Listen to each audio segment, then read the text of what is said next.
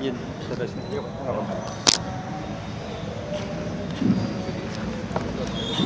Taruh di sini kan. Sini aja. Oh gitu, Pak. Izin. Izin. Oke.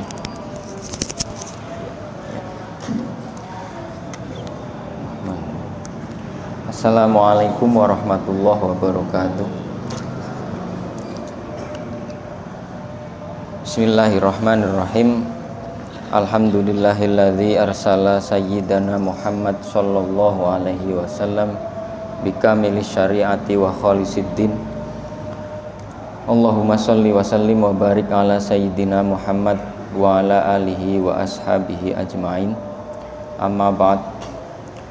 Bapak Ibu jamaah sholat subuh Masjid Uri Bali yang dimuliakan Allah. Alhamdulillah Sabtu pagi ini kita masih diberi kesehatan, keleluasaan waktu oleh Allah Subhanahu wa taala sehingga bisa tetap melaksanakan kewajiban kita, yaitu melaksanakan sholat subuh serta melakukan tholabul ilmi. Pada pagi hari ini saya akan melanjutkan mengenai pembahasan. Kalau Sabtu kemarin itu tentang puasa, maka hari ini adalah tentang zakat fitrah. Faslun wa tajibu zakatul fitri. Puasanya seorang hamba itu akan masih menggantung di antara bumi dan langit, puasa Ramadan, jika seseorang tersebut belum melaksanakan zakat fitrah. Jadi ibaratnya pahala puasa kita itu masih melayang-layang kayak layangan gitu, kalau kita belum melakukan zakat fitrah. Wa tajibu zakatul fitri bisalah sati asya'a. Jadi kewajiban seseorang mendapat kewajiban untuk membayar zakat fitrah itu ada 3 syarat. Yang pertama al-islamu, yaitu dia beragama Islam. Wa bi ghurubis syamsi min akhiri yaumi min syahri Ramadan. Dan seseorang tersebut itu dapat menemui maghribnya akhir bulan Ramadan. Jadi andai kata ada seorang bayi yang lahir pasca maghrib akhir bulan Ramadan, pas malam takbir. Jadi muadzin di sebuah masjid sudah adzan, kemudian bayi itu lahir, maka bayi itu tidak wajib untuk dizakat fitrai. Jadi salah satu syarat untuk zakat fitrah adalah seorang tersebut menemui Ramadan dan menemui hari raya Idul Fitri. Atau sebaliknya, ada seseorang meninggal pada sore hari. Kalau di sini kan maghrib tahun ini tuh sekitar jam 6:07 sampai 8 menit nih. Nah, dia meninggal setengah 6 di akhir bulan Ramadan, maka otomatis orang tersebut tidak menemui hari raya. Maka orang yang meninggal itu tidak wajib untuk dizakat fitrai oleh keluarganya. Jadi harus menemui 2 bulan Ramadan dan bulan Syawal. Walaupun menemuinya itu walau kana dakikotan, walaupun cuma sedetik itulah ya. Wa wujudul fadli an quwwatihi wa quwwati ayyalihi fi dzalikal yaum. Syarat yang ketiga adalah orang tersebut memiliki kelebihan bahan pokok makanan pada hari raya. Contoh, pada malam hari raya dia punya beras 10 kilo. Dia punya keluarga, 1 istri dan 1 anak. Kalau istrinya 4, anaknya 8, kayaknya nggak cukup 10 kilo. Ini contohnya 1 istri saja dulu. Dia hanya memiliki tanggungan 2 orang, berarti ditambah dengan dirinya sendiri berarti 3 orang. Secara umum beras 10 kilo itu pasti akan sisa jika dimakan pada hari raya oleh 3 orang. Maka orang tersebut wajib untuk mengeluarkan zakat fitrah. Nah, tapi ketika di malam hari raya ternyata ada seseorang yang cuman punya beras contoh 5 gram, 1 sendok 5 gram, 5 gram, maka dia tidak wajib untuk mengeluarkan zakat fitrah. Jadi kewajiban zakat fitrah selain Islam dan menemui 2 bulan, yaitu bulan Ramadan dan bulan Syawal, yaitu memiliki kelebihan harta. Besoknya bisa makan dan sisa gitu. Besoknya bisa makan dan sisa. Nah, syarat atau jumlah zakat fitrah yang kita ketahui selama ini kan sebenarnya penafsiran satu sok itu kan ulama berbeda pendapat ya. Ada yang 2,5, ada yang 2,7, ada yang 2,8. Semuanya benar, aman. Jadi sebenarnya 2,5 itu sudah ihtiyat, sudah berhati-hati. Seumpamanya di masjid ini adalah standarnya 2,8 kilo gitu. 2 kilo lewat 8 on. Nah ternyata ada satu orang yang dia nggak punya keluarga, contohnya dia nggak punya keluarga, dia hanya punya beras 5 kilo. Nah apakah orang tersebut andai kata dia sehari itu habis 2 kilo 8 on, atau sehari itu dia habis makan beras 3 kilo, apakah dia wajib zakat? Kan masih sisa 2 kilo. Orang tersebut tetap wajib zakat dengan beras sisa yang ada, walaupun itu tidak mencukupi sesuai aturan satu sok, yaitu secara umum 2,5 atau 2,8 kg. Jadi biasa saja dia tetap wajib mengeluarkan zakat fitrah walau kana 1 kilo. Yang penting untuk dia makan pada hari raya esoknya itu masih sisa, dan sisanya itu yang harus dia bayarkan untuk zakat fitrah.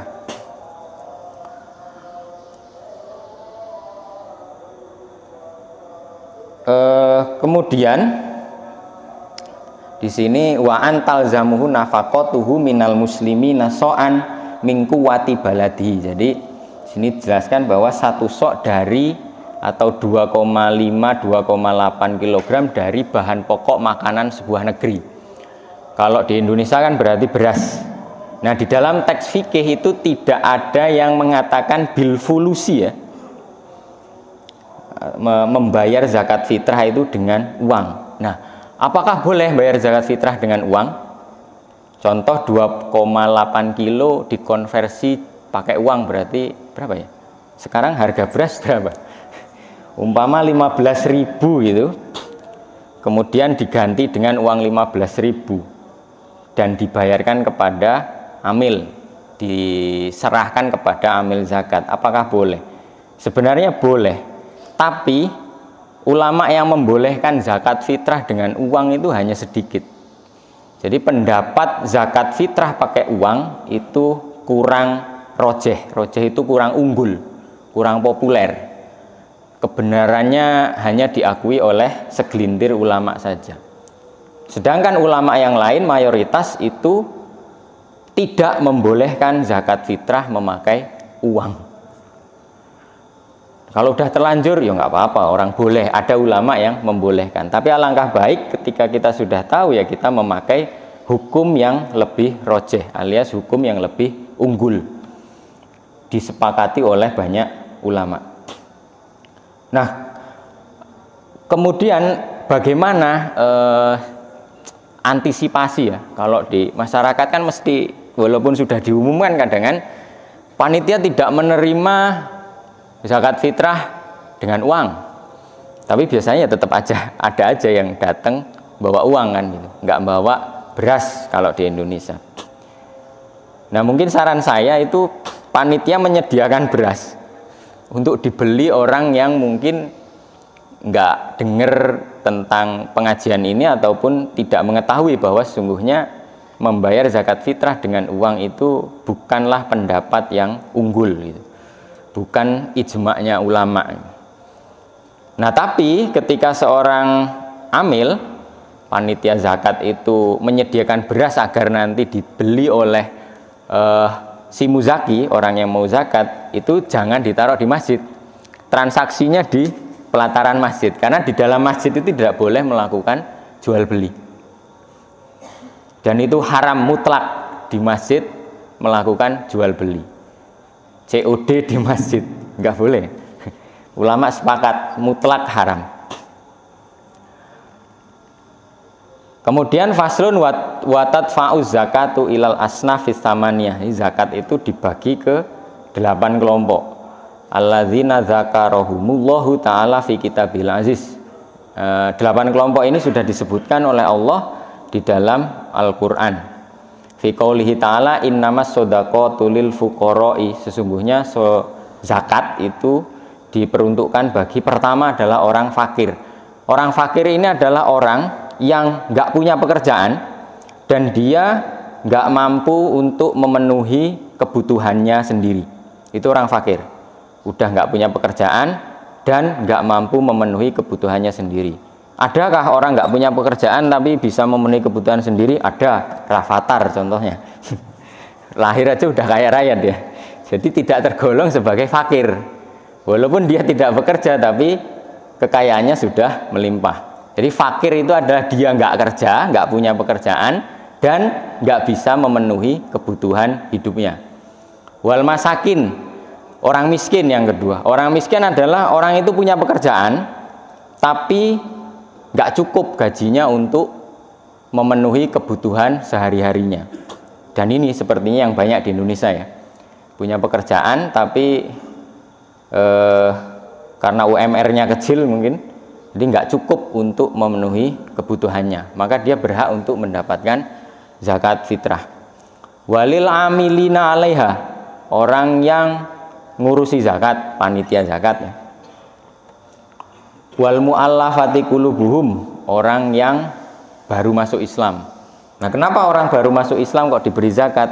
Ibarat anak kecil itu habis melakukan sebuah prestasi dikasih hadiah, pasti dia akan seneng banget kan. Nanti kalau kamu ranking 1 tak kasih hadiah nak. Nah, ketika dikasih hadiah pasti dia akan lebih giat lagi untuk belajar. Wafir rikob, rikob itu apa ya? Saya lupa artinya rikob. Kenapa Pak Aceng? Ya? Orang punya utang. Ghorim, rikob itu budak. Iya, budak sekarang udah nggak ada ya. Perbudakan udah nggak ada. Wal ghorimin, ghorim itu orang punya utang. Kalau saya punya utang KPR berarti boleh terima zakat. Ya boleh aja. Orang punya hutang yang tidak bisa membayar atau melunasi pada malam hari raya. Punya utang KPR masih 5 tahun ya, kayaknya malam hari raya mau ngelunasin yo sayang ya, sepertinya mending buat lebaran dulu ya. Wa fi sabilillahi, orang-orang yang berjuang di jalan Allah. Nah, berjuang di jalan Allah ini ulama pecah lagi ini, berbeda pendapat lagi. Imam Syafi'i mengatakan bahwa marbot masjid, guru ngaji itu bukan sabilillah.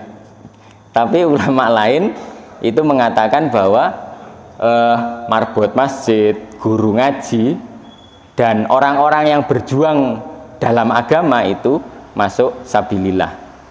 Wabnu sabil, anak terlantar, anak jalanan. Wa ilaman yujad minhum walayak tasir alal aqolli min salasati mingkul lisinfin. Jadi kalau seumpamanya nggak nemu 8 golongan itu, maka harus dibagi ke berapa orang gitu kan? Ke berapa golongan itu alal aqol 3 golongan. Jadi seumpamanya nggak nemu nih ada 8 golongan. Contohnya fakir miskinnya nggak ada di Puri Bali, nggak ada yang masuk kategori fakir miskin. Ya dicari kategori-kategori yang lain. Tetapi jika di dalam sebuah daerah itu ada fakir dan miskinnya, maka fakir miskin itu harus diutamakan, dan tidak ada kewajiban membagi rata terhadap zakat fitrah ya.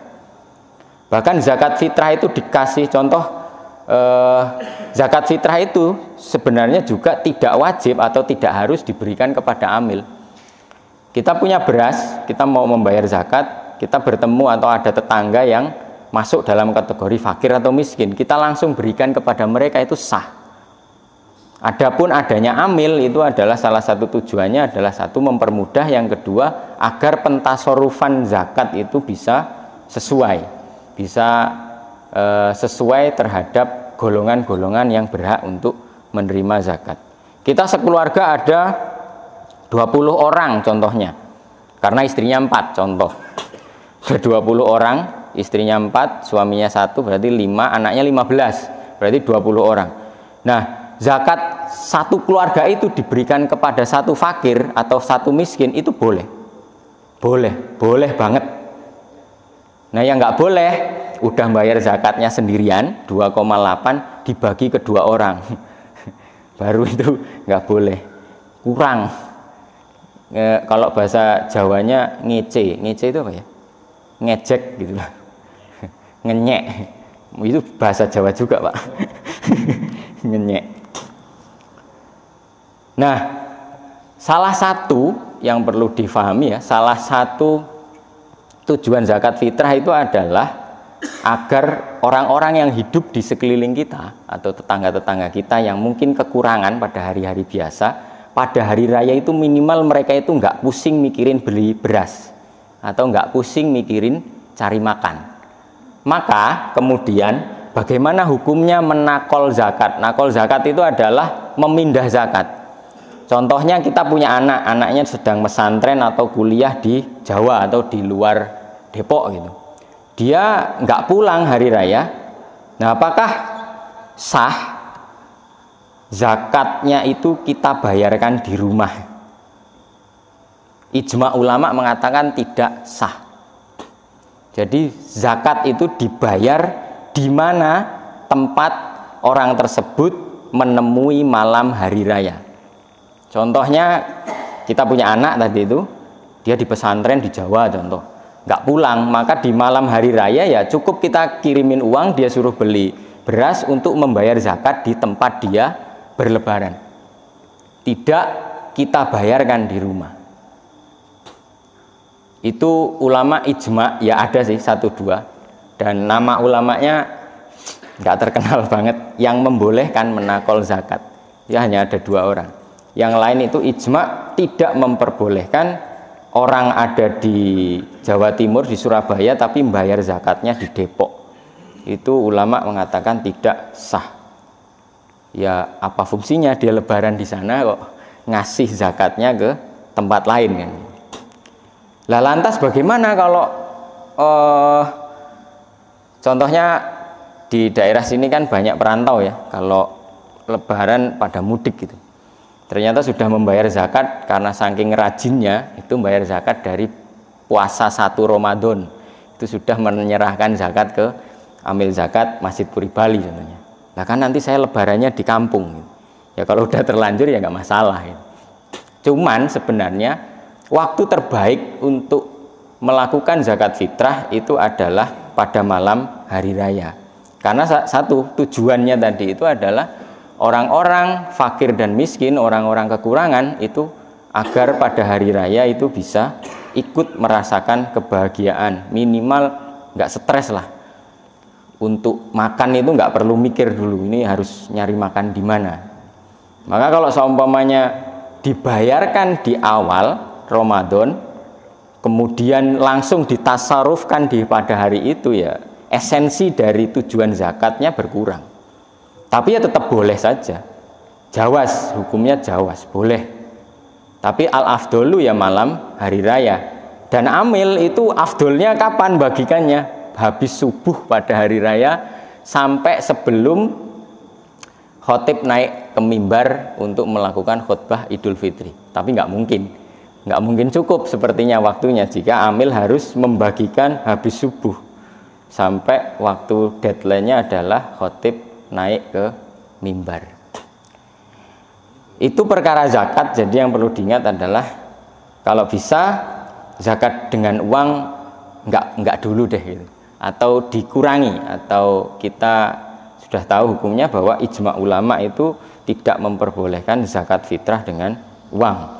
Enggak berat, kalau di kota mah males beli beras, tinggal beli online juga datang ke rumahan gitu. Dan yang selanjutnya adalah mungkin yang punya anak atau keluarga yang itu menjadi kewajiban kita untuk menafkahinya, dan ternyata dia tidak ada di sisi kita atau tidak pulang, tetap ada di perantauan, maka diharapkan untuk membayar zakat di tempat dia berlebaran. Itu terkait zakat. Sebenarnya di dalam fikih itu bab zakat fitrah itu bab agak terakhir. Yang pertama adalah zakat mal. Zakat mal. Tapi karena zakat mal panjang dan menurut saya yang paling urgen untuk saat ini adalah zakat fitrah, jadi saya lompat dulu mengenai zakat fitrah. Terkait zakat fitrah mungkin ada yang ditanyakan Bapak Ibu. Saya zakat fitrah 10 kilo satu orang boleh enggak? Boleh. Masa cuma 2,5 kilo enggak terima saya gitu. Saya zakat 10 kilo boleh.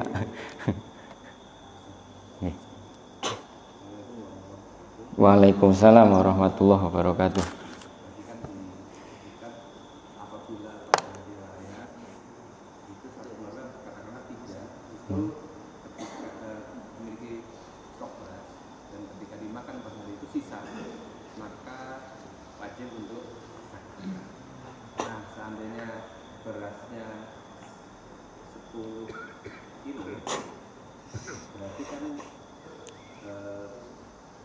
Misalnya ketika dikonsumsi satu keluarga ternyata hanya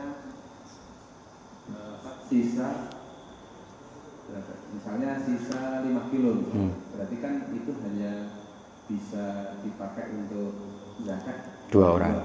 Nah itu berarti apakah yang wajib itu hanya 2 kilo? Atau kalau seandainya dikonsumsi pada hari itu sisanya tidak cukup untuk zakat? Yang pertama. Yang kedua, yang tadi masalah apa namanya nakol ya, zakat itu kan kayaknya sudah jamak sekali di kita pada saat lebaran itu zakatnya biasanya dibayar di tempat, tapi lebarannya bahkan saking karena banyak tol udah lancar, lebarannya hari pertama itu bisa di berbagai kota. Nah, itu kira-kira apa ya solusinya gimana tuh? Mungkin itu. Ya, terima kasih Pak. Jadi untuk kasus pertama ya, punya 3 anggota keluarga, punyanya beras atau punyanya uang itu hanya mampu dibelikan beras 10 kilo. Nah ternyata 3 orang ini kalau makan itu mukbang, makannya banyak. Jadi 1 orang itu sekilo lebih, jadinya habislah 5 kilo gitu, 3 orang. Maka sisa 3 kilo kan, sisa 5 kilo, padahal anggota keluarga adalah 3. Kalau bayar zakat sesuai dengan aturan gitu kan 2,5 atau 2,8, maka cuma cukup untuk 2 orang. Nah itu bisa diniatkan tetap untuk 3 orang Pak. Jika memang benar-benar nggak ada, dan sisanya itu akan memenuhi, akan dipenuhi oleh Allah kekurangannya itu karena orang tersebut memang benar-benar kekurangan. Tapi sepertinya kalau di sini nggak ada. Kalau ada ya kita jahat banget itu kalau ada ya. Kalau sampai ada kok ternyata kita nggak peduli dengan saudara tetangga kita yang ternyata seperti itu, ya jahat banget berarti kita. Yang kedua itu kan bisa jadi contohnya kalau orang-orang di Jabodetabek kan biasanya orang-orang perantauan gitu. Nah gimana mensiasati kalau nggak boleh nakol zakat? Kita kan juga nggak tahu ya. Contohnya pulang H-2 ternyata di jalan macet ya. Malam takbir, maghribnya hari raya masih di jalan, ini kepiye? Bagaimana gitu. Nah, yang menjadi titik utama adalah sebenarnya di mana maghribnya kita atau orang tersebut itu berada, maka disitulah kita membayar zakatnya. Maka kalau semuanya di jalan terus ternyata belum bayar zakat nih, kemarin lupa, belum menyerahkan zakat ke masjid. Kalau tadi kan sudah saya jelaskan, kalau semuanya sudah terlanjur nih, saya sudah bayar zakat di masjid pada Ramadan hari kelima gitu. Terus kemudian saya ternyata pulang kampung gitu. Atau saya ternyata mudik, itu tidak masalah. Tapi ketika malam hari raya belum melakukan zakat, lantas kemudian dia tetap membayarkan zakat bukan di tempat dia berada pada maghrib hari raya itu, maka ya ijma ulamanya zakatnya tidak sah. Maka ya kalau seumpamanya pengen mendapat keafdolan, afdolnya kan ya pas malam hari raya gitu ya. Berangkat sudah optimis nih, saya sudah berangkat H-2 ya. Ternyata di Cikampek atau di mana macet 2 harian lah, yuk masih di Cikampek terus sampai 2 hari. Takbiran itu maghrib hari raya, habis itu dengar takbir loh udah hari raya nih, aku belum zakat. Ya cari aja Pak orang-orang di sekeliling jalan itu yang untuk kita diberi, untuk kita beri zakat kita. Kalau di dalam hadis Nabi itu zakat itu kasihkan ke tempat di mana kamu berada. Kalau nggak ada, ternyata di tempat itu 8 golongan itu nggak ada. Semuanya orang kaya, semuanya nggak ada yang berjuang di jalan Allah gitu. Semuanya nggak ada orang mu'alaf, nggak ada yang punya utang, nggak ada amil di daerah itu. Maka daerah terdekat dari daerah yang kita tempati. Contoh kelurahan apa ini? Sini kelurahan apa ya? Curug. Kelurahan Curug nggak ada orang miskin, nggak ada 8 golongan itu contohnya. Ya kita cari orang yang ada di tetangga kelurahan Curug dan seterusnya seperti itu. Nggak ada lagi, ya cari sampingnya lagi, dan sampingnya lagi. Dan sepertinya nggak akan mungkin juga sih dalam satu desa nggak nemu orang miskin itu, mustahil, mustahil akli kalau dalam tauhid. Akal tidak mempercayai kalau itu mungkin terjadi. Jadi gitu Pak ya, kalau memang mungkin kita ngotot gitu, zakat sekali masa nggak nyari keafdolan gitu kan, saya tak zakat malam takbir gitu kan, ya ternyata mau mudik malam takbirnya, nanti berarti saya zakatnya di kampung halaman ini, nah di jalan nggak tahu kena macet itu tadi, ya lebih baik kita bersiap-siap saja, seperti itu. Ada lagi? Lumayan ya, masih subuh udah haus nih. Yo Pak Ibam, monggo Pak. Kalau bisa tak jawab. Assalamualaikum. Waalaikumsalam. Pertama tentang zakat yang afdal di malam takbir. Ada bahasa itu begini. Lu nyari makan di sini, berak di sini, lu zakat boleh ke tempat lain. Itu kan ada bahasa seperti itu. Jadi esensi zakat juga selain yang tadi disebutkan pada saat lebaran itu tidak kesusahan, ada esensi pembersih dari muzaki sendiri. Nah, jadi masalah waktu yang disediakan itu kan mulai dari malam Ramadan sampai pada saat sebelum sholat Id. Nah, oke, kalau memang afdolnya di malam takbir kan gitu. Nah, dari situ kan otomatis ada satu sisi ada rasa kekhawatiran dari kita sebagai muzaki. Nanti ada sesuatu, contohnya kan pada saat pulang kampung kita memberikannya di mana mungkin karena di jalan kita juga nggak tahu itu termasuk dari 8 asnaf yang mesti kita kasih dari situ. Nah, dari bentuk kehati-hatian itulah makanya dari awal 1 Ramadan sampai sebelum sholat Id biasanya di sini sampai malam takbir sampai jam 12 itu kita masih terima dan insya Allah masih sanggup menyalurkannya. Kalau sampai ketemuan pikir tadi setelah subuh ya, setelah subuh rasanya kayaknya nggak ada yang mau jadi panitia zakat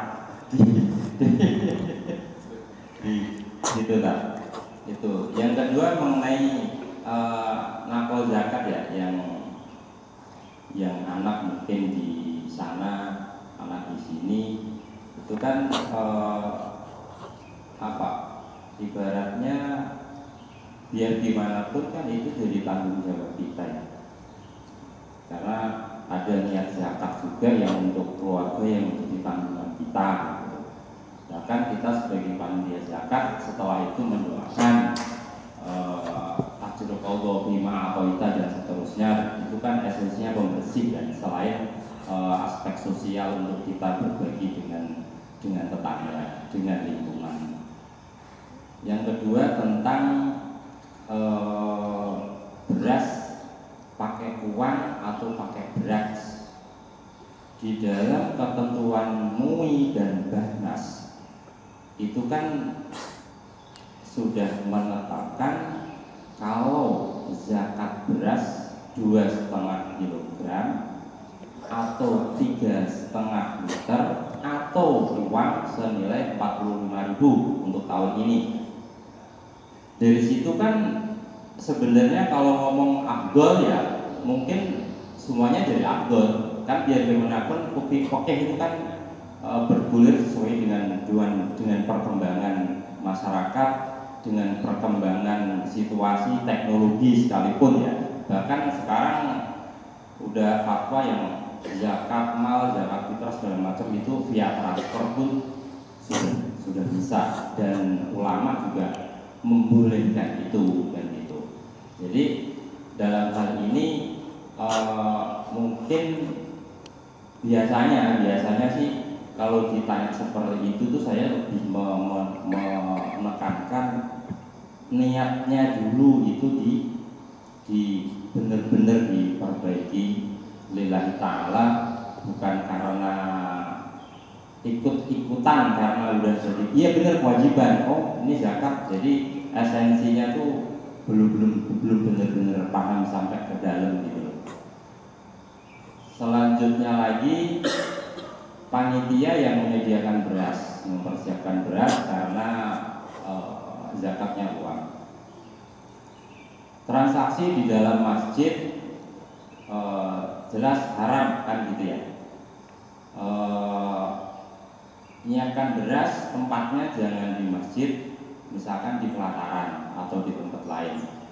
Sementara di satu sisi yang dinamakan masjid itu sendiri itu kan terkadang masih banyak perbedaan.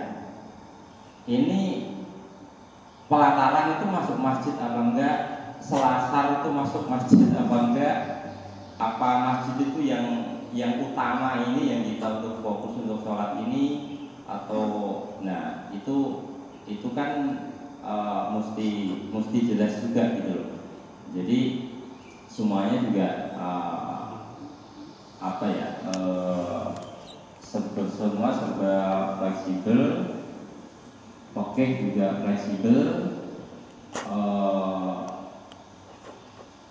tapi jelas tetap berpatokan pada fatwa-fatwa dari para ulama kita. Saya kira sementara itu ya, nanti kalau ada yang nanti kita tanya lagi. Terima kasih Pak. Assalamualaikum. Waalaikumsalam. Makasih Pak Ibam. Ngomongnya 2 padahal tanyanya 5.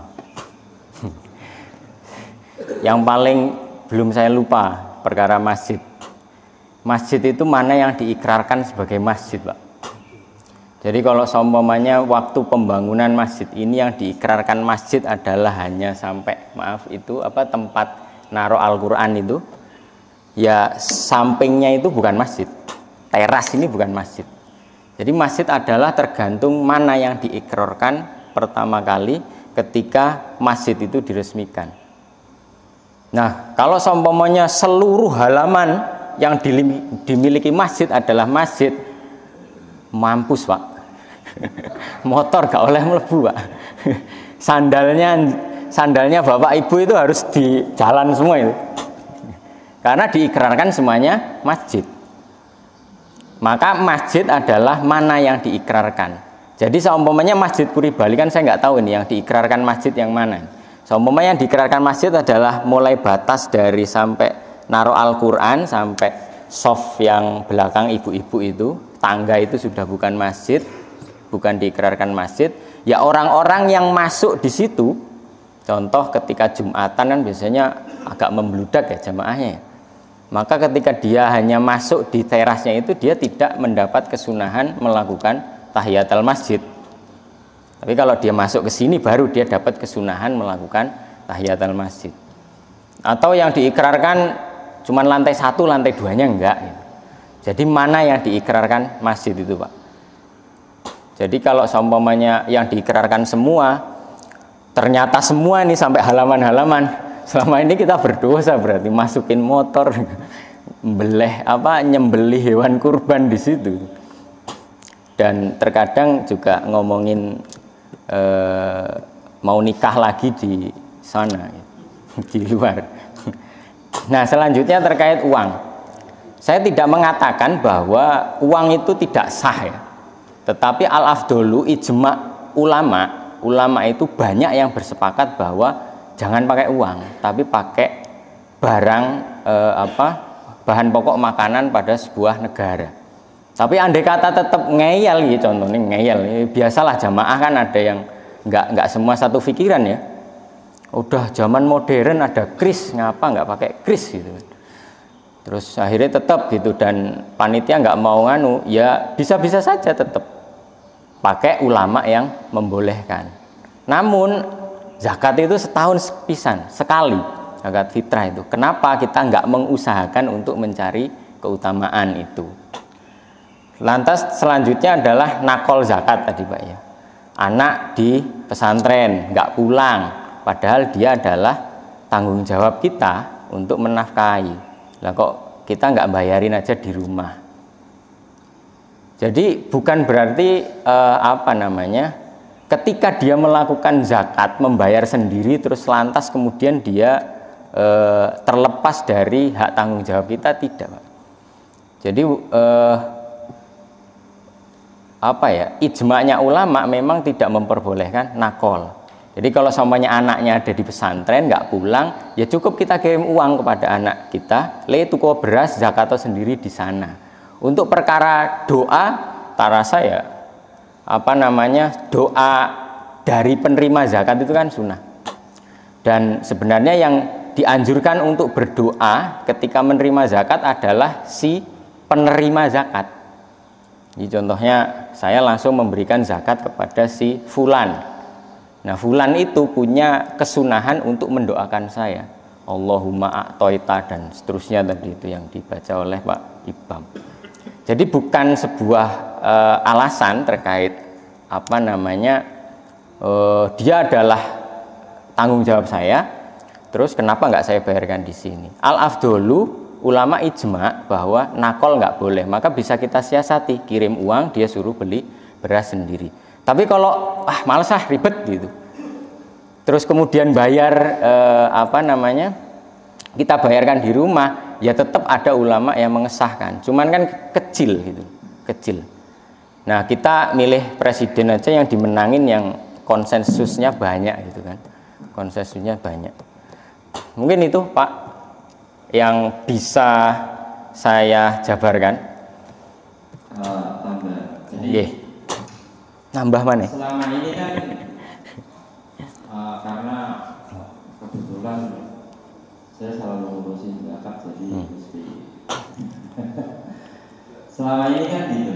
Panitia itu menyiapkan zakat kan ada di pojok yang biasa kita ngopi dan merokok. Nah, di situ tuh nah dengan seperti itu kan takutnya nanti kan ada persepsi dari jamaah, wah haram ini. Nah itu kan kalau udah ada bahasa itu tuh kan sangat sensitif. Nah yang kedua, beberapa tahun yang lalu tuh sering agak terjadi bukan perdebatan ya, lumayan ramai itu biasanya di grup ibu-ibu posting zakat nggak boleh uang, zakat boleh. Nah, 2 tahun terakhir ini kan udah alhamdulillah udah nggak ada seperti itu gitu. Jadi maksudnya semuanya juga boleh-boleh saja kan gitu ya. Tapi mungkin afdolnya seperti itu kan, bahasanya kan gitu ya. Iya. Ya memang nakol dan bayar pakai duit itu ya boleh gitu kan. Cuman kan afdolnya adalah tidak pakai uang dan zakatnya itu ya di tempat kita berada. Ya sudah gitu saja gitu. Tapi memang ya perlu kita akui bahwa terkadang hukum-hukum yang kita pakai itu sudah mapan, keenaan dari zaman dulu turun temurun, seringkali kan seperti itu, turun temurun dari bapaknya ke anaknya, terus kemudian dari panitia 1 ke panitia 2, terus jika ternyata memang sebenarnya ada kekurang pasan, itu pasti akan menimbulkan gejolak ketika mungkin ingin mencari sebuah formulasi yang lebih tepat kan gitu. Ya itu memang sebuah resiko sebuah hukum gitu. Bahkan ketika Imam Syafi'i dengan kaul qadim dan kaul jadidnya itu pun juga mengalami sebuah gejolak kan gitu, gejolak sosial. Jadi pada dasarnya dalam kitab fikih baik Fathul Mu'in, Fathul Qorib, Kifayatul Ahyar, Madzhabul Arba'ah dan seterusnya, itu tidak ada ulama yang mengharamkan pakai uang, itu tidak ada. Tetap ada, cuman al-afdolu pakai beras kalau di Indonesia itu. Nah, ada juga ulama yang membolehkan untuk membayar zakat tidak pada tempat dia hari raya, pada malam hari raya. Tetapi al-afdolu ulama menyarankan bahwa kalau bisa ya membayar zakatnya itu jangan dipindahkan. Nah seperti itu. Sebenarnya perbedaan pendapat ulama itu untuk mempermudah ya, untuk mempermudah. Andai kata tidak ada perbedaan, semuanya ittifaq 100% gitu, bahwa bil fulus tertolak gitu, dengan uang tertolak atau nakol itu zakatnya tertolak, yuk susah sekali hidupnya orang Islam kan gitu. Oke. Kayak ujian disertasi saya ini. Terima kasih Ustaz. Saya hanya ingin menambahkan bahwa di dalam itu memang ada usuli, ada teori yang disampaikan oleh Kompas dan Ustaz di aspek usuli selesai bahwa semua orang Islam wajib mengeluarkan zakat pada bulan Ramadan. Selesai. Cuma yang berbeda adalah di konteks SOP yang disampaikan oleh Ustaz itu ada SOP yang awal, yang disebutkan oleh adalah SOP adaptif kontemporer. Tetapi ini kita semakin kaya alhamdulillah pada pagi hari. Intinya yang wajib adalah mengeluarkan zakat pada bulan Ramadan. Yang kedua terkait dengan mencari afdholiyah. Ini kembali ke awal tadi, bahwa yang utama itu adalah melaksanakan kewajiban. Afdhol itu nomor sekian. Jadi pilihan opsional kita adalah afdholiyah 1, afdholiyah 2 dan seterusnya sangat banyak. Tetapi yang inti bagi kita adalah mengeluarkan zakat. Tadi terkait hal-hal rinci, ada nakor, ada waktu, ada bentuk uang operasi, itu adalah afdholiyah. Jadi dalam fikih itu utamakan hal yang pokok dulu daripada kita mencari kemaslahatan baru lain.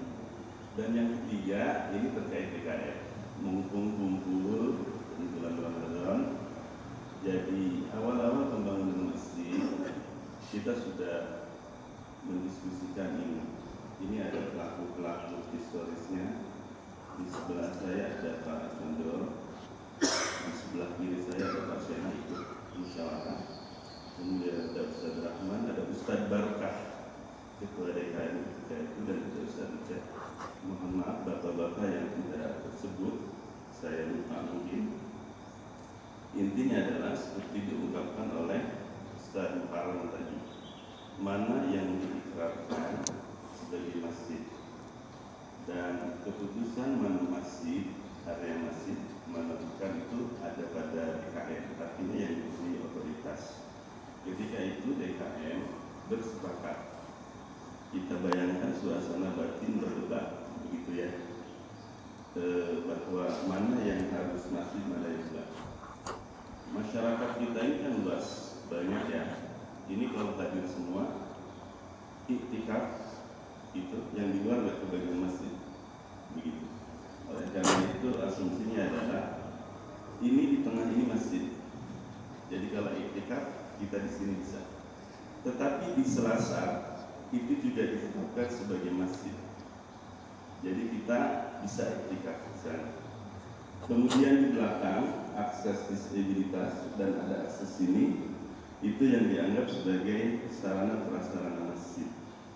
Jadi kalau di rumah sedang mati listrik dalam keadaan junub, kita boleh ke masjid itu melalui akses disabilitas dan mandi di belakang. Jadi untuk ada toilet kiri kanan, ada dapur, di dapur itu dengan akses yang sama selurusan disabilitas.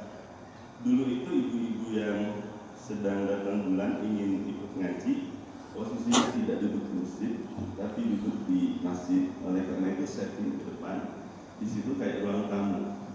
Jadi buat duduk, barangkali ada orang yang kesengsem tiap hari ke masjid dalam keadaan tidak suci, dia mau bersihkan dapur, itu boleh. Dan itu lurus ke atas. Jadi dari akses disabilitas sampai ke sini, dan itu lurus ke atas. Jadi di atas misalnya ada Mas Fikri mimpi basah begitu, agak malas mandi cepat-cepat, itu tidak sedang berdiam di masjid, tapi sedang berada di sarana masjid. Jadi saya kira ini sekaligus sebagai pengumuman kita semua untuk maklum adanya, karena satu saat saya kira akan ada diskusi ini. Jadi kita luruskan saja dari akses jalan sampai ke belakang dan ke atas. Takutnya ini dibangun menjadi berpuluh-puluh lantai begitu. Nah dari Selasar dan lingkungan masjid ini ke atas adalah suci. Dulu ada Om Bagas, Ustaz Bagas, itu kan naruh batas suci itu agak jauh di bawah undak-undakan, di undakan keberapa ke-23. Terpaksa kita copot batas sucinya, udah hanya masuk di Selasar, di atas itu udah batas suci. Jadi kalau nggak suci nongkrong di situ sambil nonton bulu tangkis masih boleh, gitu kira-kira itu.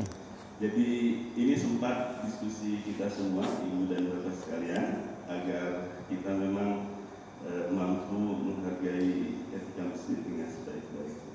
Oleh karena itu kita pernah bilang kepada teman-teman, menyampaikan kalau mau ngobrol bisnis kita siapkan pojok. Itu kenapa Om Bayu pindahin sound system ke belakang itu, takut belum mandi masuk ke dalam. Jadi ada di belakang katanya gitu. Kira-kira saya, perkiraan saya. Jadi alhamdulillah ini diingatkan oleh Ustaz Muhtaram, dan ini kembali kami maklumkan bahwa dari akses jalan lurus ditarik ke belakang dan nanti sampai ke atas itu area untuk masjid, dan masjid adalah Selasar dan ini tengah. Jadi kalau tahiyatul masjid kita masih boleh di Selasar. Nah nanti untuk perluasan itu belum kita tetapkan apakah itu masih area masjid, tapi karena diberi otoritas adalah pengurus DKM, dan depan pengurus DKM menambah area suci masjid atau bahkan mempertahankan karena takut area sana dipakai untuk bisnis, karena salah satu peran masjid adalah meeting point di mana para jemaah itu banyak berdiskusi hal-hal yang urusannya di luar itu. Saya kira terima kasih Pak Muhtaram, Ustaz Muhtaram, Bapak dan Ibu sekalian. Assalamualaikum warahmatullahi wabarakatuh. Waalaikumsalam warahmatullahi wabarakatuh. Terima kasih, berarti memang alhamdulillah kita patut bersyukur bahwa pengelola masjid ini adalah ahli fikih semua. Kita selamat gitu.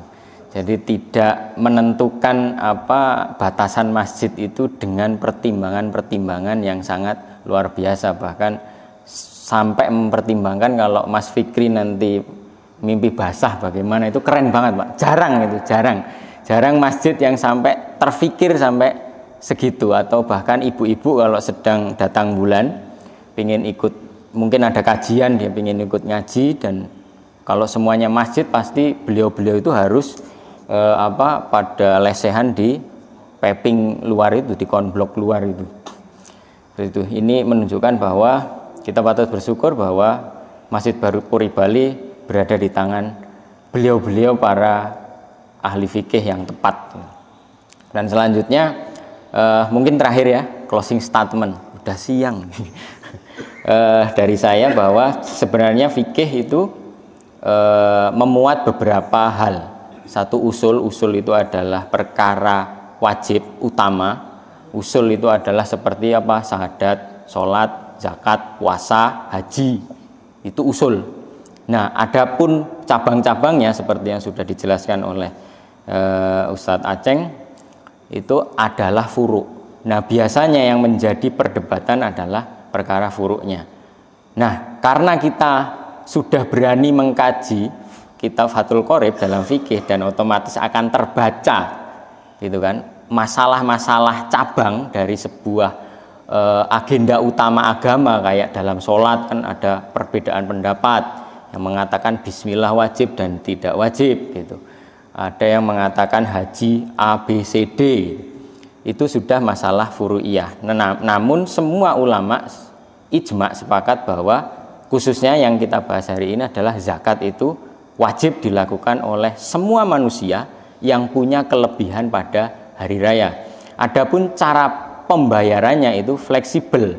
Jika memang ingin mencari keutamaan, ya ikuti aturan fikih secara ijma. Tetapi kalau ternyata kita merasa berat mengikuti aturan ijma'nya para ulama fikih, maka ya dipersilahkan mengambil paham lain walaupun itu lemah gitu.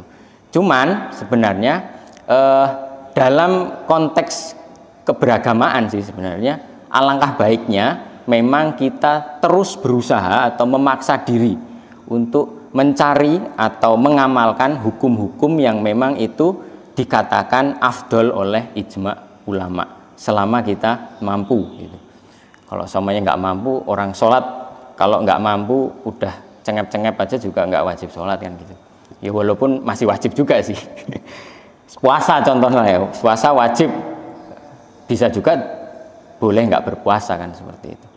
Jadi itu mungkin bapak-bapak ya yang bisa saya sampaikan.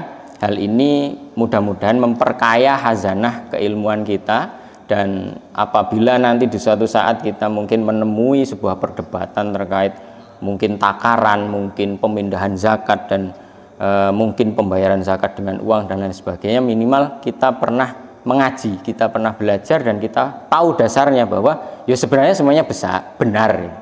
Hanya saja lebih utamanya ini. Kalau bisa kita lakukan yang utama, kenapa kok mengambil yang tidak utama kan gitu, atau mengambil yang level 2 gitu. Kalau kita bisa beribadah sholat sunnah 1000 rakaat setiap malam, kenapa kok hanya 1 rakaat setiap malam gitu, kurang lebih seperti itu. Mudah-mudahan ada manfaatnya. Apabila ada baiknya silahkan diambil, jika ada buruknya dibuang jauh-jauh. Wallahul muwaffiq ila aqwamit thoriq. Assalamualaikum warahmatullahi wabarakatuh. Allahumma sholli ala Muhammad. Oh. Izin coba deh. Ya, makasih.